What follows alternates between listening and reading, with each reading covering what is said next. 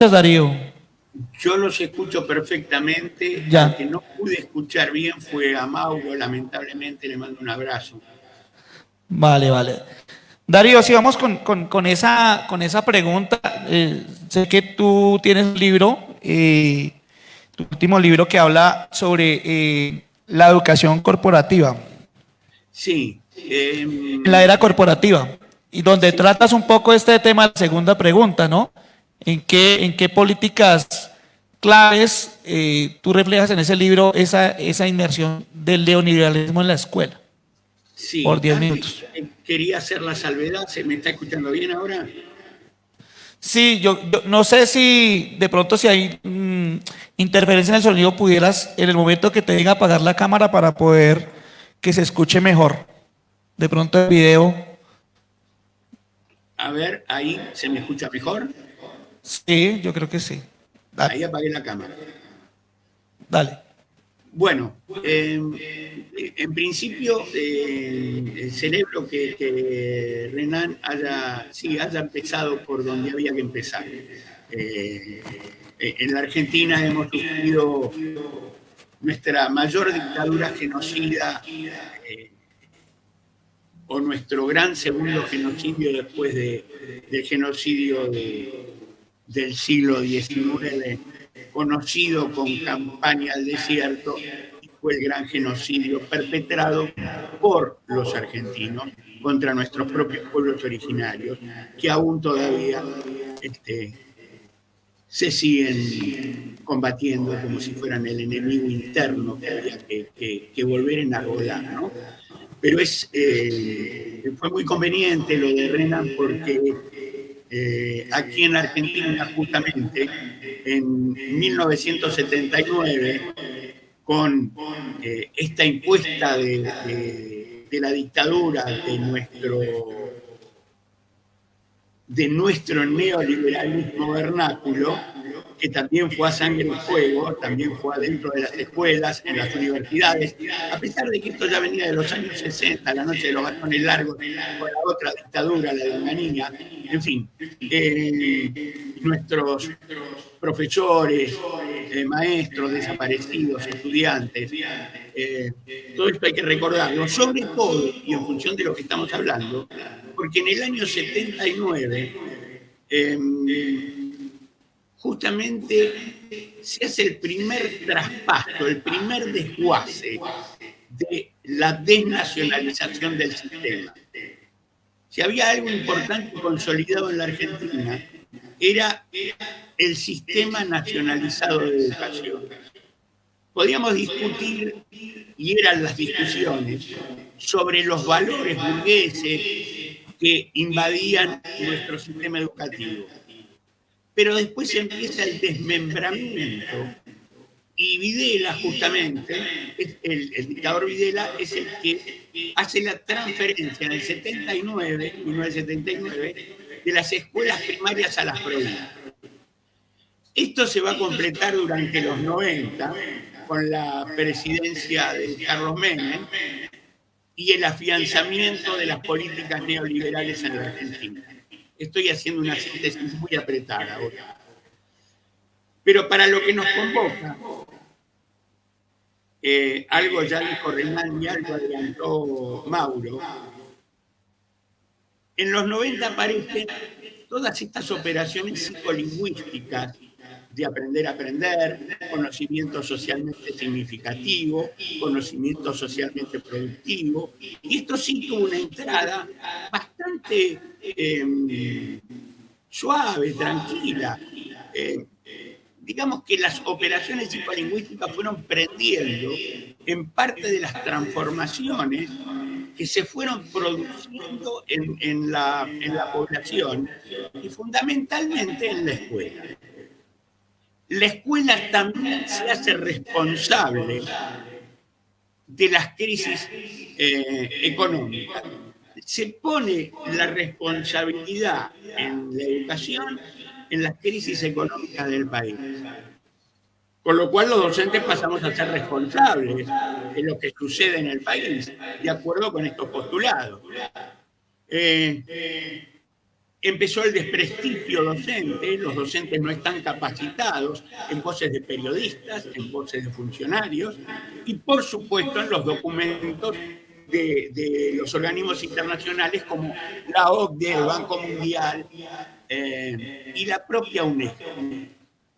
Que quiero recordar que la UNESCO fue una de los faros intelectuales de esta transformación junto a la CEPAL con el documento Educación y Conocimiento, ejes para la transformación productiva con equidad.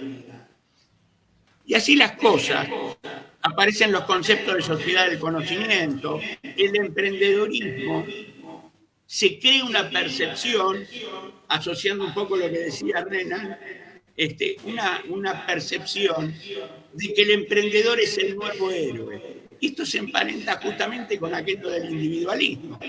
Y toda la proposición posmoderna del individualismo representado por el emprendedor en el mercado.